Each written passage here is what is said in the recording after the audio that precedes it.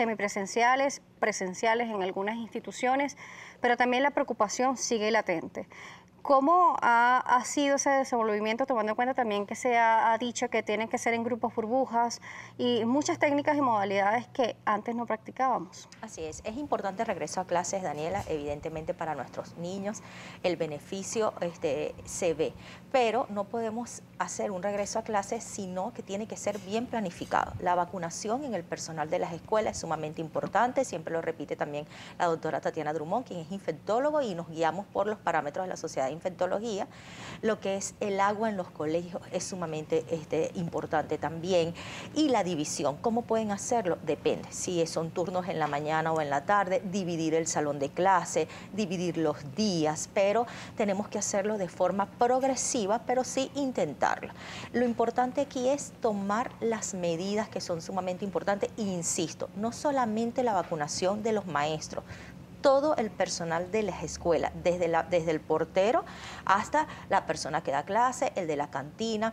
Importante cuando recibes al paciente el alcohol, pero también el lavado de manos, porque ya se ha demostrado que cuando te colocas alcohol más de 4 o 5 veces, eso pierde efectividad y tienes que por lo menos tener un periodo de lavado de manos. La educación no solamente depende de las escuelas, sino también de la casa. Explicarle a los niños la importancia del uso de su mascarilla el tiempo que más se pueda, su lavado de manos, mantener la distancia. Por eso es importante la reeducación también en los salones de clase, cómo distribuirlos, porque debemos mantener la distancia. No podemos seguir con los salones con 35 alumnos, con 30 alumnos, sin tomar las medidas de por lo menos dividirlas. Que sí se puede, sí tenemos que hacerlo. También yo pienso que el sistema educativo va a tomar una parte híbrida en donde vamos a tener clases presenciales, semipresenciales y lo que son las clases en línea o por internet. ¿Por qué?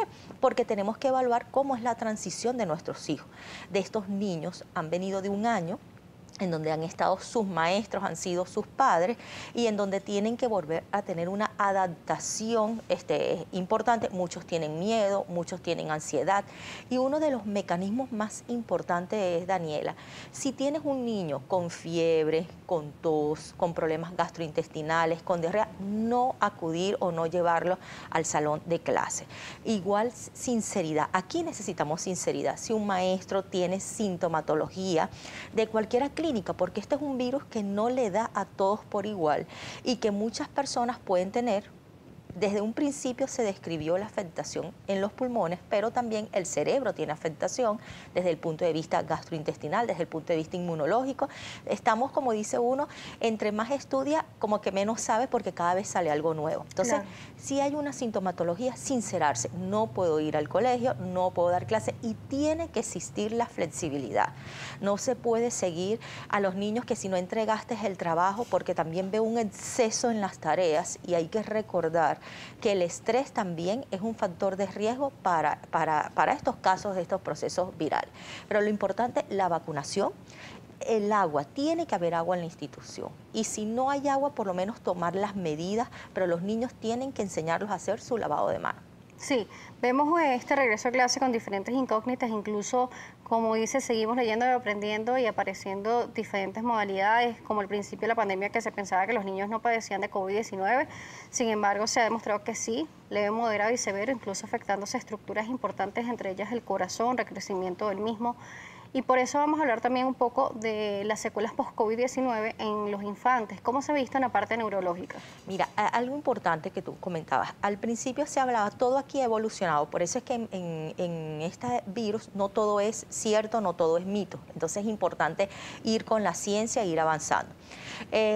Antes nosotros veíamos más problemas respiratorios, problemas gastrointestinales, pero con esta variante nueva, la Delta, sí se ha visto una afectación desde el punto de vista neurológico. La cefalea es importante, las convulsiones que aparecen, los procesos infecciosos, hay encefalitis ya descritas, tiene alteraciones para producir trombosis, lo que son las enfermedades cerebrovasculares. No podemos seguir con el mito de que soy un niño y el niño no va a tener una afectación desde el punto de vista neurológico. Fíjate que ya en adolescentes se ha descrito lo que es la anosmia, que es la disminución del olfato, igual la disminución del olfato, ha tenido afectaciones a nivel del gusto, y también las neuropatías. Esto es un virus que tú puedes llegar a presentar como una secuela, el síndrome de Guillain-Barré. Entonces, fíjate que no solamente es las afectaciones que nos dijeron al principio desde el punto de vista respiratorio, se ha descrito vértigos también en adolescentes, en niños, en personas adultas, y fíjate que hoy en día el patrón neurológico ha agarrado espacio. Antes tú hablabas desde el punto de vista respiratorio, hay personas que han tenido afectación gastrointestinal, lo que son las diarreas, los vómitos, y posteriormente te hacen una secuela neurológica. Hay secuelas que son agudas, pero hay secuelas que son crónicas, las polineuropatías, lo que son las neuropatías, los accidentes cerebrovasculares que terminan siendo agudas. Entonces hay que tomar en cuenta. ¿Pero pueden pasar en los niños? Sí, en los niños puede pasar las encefalitis, las cefaleas, las convulsiones. De hecho, hoy en día el repunte de los casos con la variante Delta, los niños han tenido más secuelas neurológicas que en meses y el año anterior. Sí, quería preguntarle porque quería separar, porque nos hablaba incluso del accidente cerebrovascular. Quería saber si esto es en general o también en la población infante. Hay poblaciones infantes, hay casos de niños de 12 años que se ha descrito ya en la literatura, enfermedades cerebrovasculares, y por eso te digo, no hay que olvidarlo, porque existen, y no solamente desde el punto de vista, este es un virus que te produce un proceso inflamatorio, que también puede ser un proceso de complicación o durante el mismo proceso. Entonces hay que tomar en cuenta que muchas veces pasas el virus, pero posteriormente, a la tercera, cuarta semana, te puede aparecer una secuela desde el punto de vista neurológico, desde el punto de vista inmunológico, que es tan importante. Nos dice que puede pasar post-COVID, que justamente por eso se le llama así. Luego del COVID, pasado algunos días o semanas, incluso 2 o 3 aproximadamente. ¿Cómo saber que algo está pasando en nuestro organismo si ya de repente pasó la fiebre, la tos o otras manifestaciones como pérdida del gusto y el olfato, entre otras que se pueden ver de manera más visible? ¿Cómo saber que hay un daño neuronal en este caso? Desde el punto de vista clínico, el paciente te lo refiere, tuve un proceso de un proceso viral, un proceso de COVID, y posteriormente estoy pensando en esta clínica. Entonces uno tiene que pensar, esto puede ser una secuela desde el punto de vista que el paciente, porque el interrogatorio y la historia clínica es sumamente importante. Claro. No podemos evaluar al paciente desde el momento que llega con la enfermedad actual. ¿Y si el niño es muy pequeño? En los antecedentes. Los padres es importante la evaluación paterna, por eso el doctor, un inmunólogo, el doctor Oscar Aldrey, sacó un artículo buenísimo, lo que es el proceso inflamatorio. También hay que tomarlo en cuenta porque son niños que te pueden presentar problemas cardíacos, la parte de las miocarditis, procesos pericarditis. Entonces tenemos que ir con la clínica y siempre evaluar el antecedente. Su hijo tuvo fiebre días anteriores, ¿cómo fue la clínica? Esto apareció ahorita, él venía sano, y cuando estás haciendo la historia clínica, uno como médico llega a la conclusión, este paciente puede tener una secuela post-COVID o está en el proceso post-COVID, y ya, pero siempre los antecedentes son importantes, Daniel. Sí, porque nos dice el interrogatorio, pero cuando están muy pequeños de repente lo que pueden decir es me duele un poquito la cabeza o me siento mal. Entonces, a veces no saben describir completamente qué le está pasando. Lo que pasa es la clínica, tú ves decaimiento en el paciente, pérdida del apetito, puedes llegar a tener una convulsión, que la convulsión te puede hablar hasta de un proceso infeccioso. Entonces aquí prevalece el interrogatorio a la mamá y el examen clínico y físico al paciente. Eso es sumamente importante. ¿De imagen? Depende de lo que uno esté pensando. Si el paciente estás pensando en un proceso que te pudo haber hecho, un ejemplo, un accidente cerebrovascular, sí, puedes hacer un estudio de imagen. Puedes hacer, si estás pensando en un proceso infeccioso, que el paciente tenga un encefalograma, puedes hacer una punción lumbar. Entonces todo va a depender del examen clínico del paciente. Puedes llegar a hacer hasta una electromiografía si estás pensando en una neuropatía, si estás pensando en algún otro proceso. Doctora, vamos a irnos a una pausa, regreso, vamos a saber más cómo es el abordaje, cómo se pueden ayudar a estos niños con secuelas post-COVID y seguir viendo recomendaciones en estos momentos en donde están compartiendo con otros niños, en donde están yendo a clase y bueno, existe la preocupación, pero también ante la preocupación, cuáles son las acciones inteligentes y necesarias a aplicar.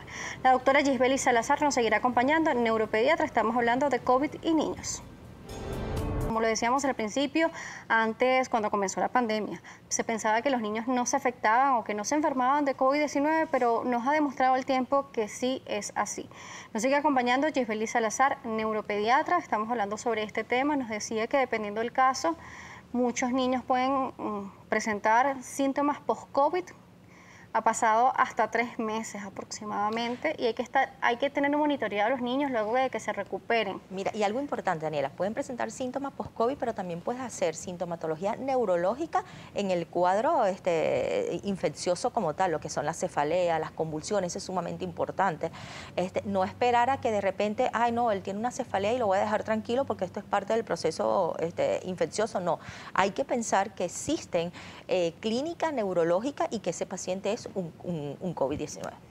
Sí, hay que determinar esto y a veces, bueno, a veces pensamos que simplemente pasó suave, que es una simple gripe, resfriado, que no le dio ningún síntoma tan importante y puede ser que con el paso del tiempo este virus deja tanto en el organismo que hasta recuperados hace daño. Fíjate que en los adultos la fatiga está súper descrita, las enfermedades neuropsiquiátricas que existen, que muchas veces nos olvidamos de ellas, pero la ansiedad, la angustia, el pánico que te puede generar esta enfermedad es sumamente importante. Por eso siempre debemos cuidar la salud mental de nuestros pacientes con COVID. Yo pienso que dentro del protocolo se debe agregar la evaluación psicológica y la evaluación psiquiátrica, porque no nos podemos olvidar de esta sintomatología, de lo que es la angustia, la ansiedad que genera.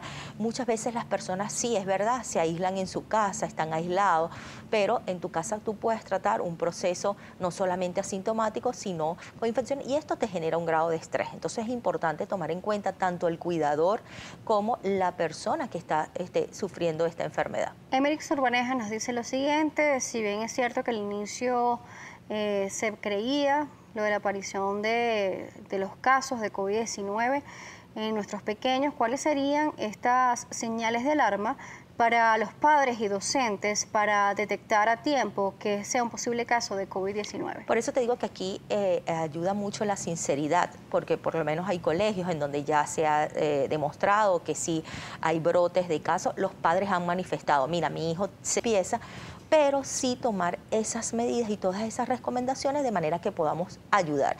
Y queda mucho del plan maestros, equipo de trabajo y lo que es la parte de todo el plantel educativo. ¿Cuáles son las medidas? Por ahora, lo recomendable es dividir los días, dividir el salón, cómo se van a ir llegando. Todo eso es sumamente importantísimo. Y esto pareciera que se repite y se repite, pero es que tenemos que seguir explicándolo, porque estamos hablando de los niños sin condición, pero hay niños que tienen condición, niños con TDAH que son hiperactivos, que de repente se van a estar parando en el salón de clase, en donde nos queda como padres y como maestros educar a este niño para ayudarlo a que él entienda lo que está pasando y el riesgo que podemos correr todos. Hay una duda también en este momento latente y es sobre la vacuna en los niños. Sabemos que es muy pronto, aún no existen tantos estudios que nos demuestren cómo es la reacción en los infantes, incluso en cuánto tiempo generan inmunidad. Pero en nuestro país se anunció la vacunación a partir de 2 años con la vacuna cubana Soberana. Se estudia en este momento que se puedan aplicar la Aftala, también de Cuba, y una china que todavía no han indicado cuál sería. Sí. Vacunas que por el momento, por ejemplo, las cubanas no cuentan, por ejemplo, con aprobación de la Organización Mundial de la Salud y Panamericana de la Salud, pero sí por parte del Ministerio Cubano de Salud y el Ministerio de Salud de Venezuela. Lo ideal, Daniela, son vacunas que estén aprobadas por los entes que rigen y por los entes que ya, como la Organización Mundial de la Salud. La Sinopharm ya se ha utilizado en Argentina, en Chile, en otros países, y ya se ha ido la experiencia con niños de 5 años, 3 años en adelante.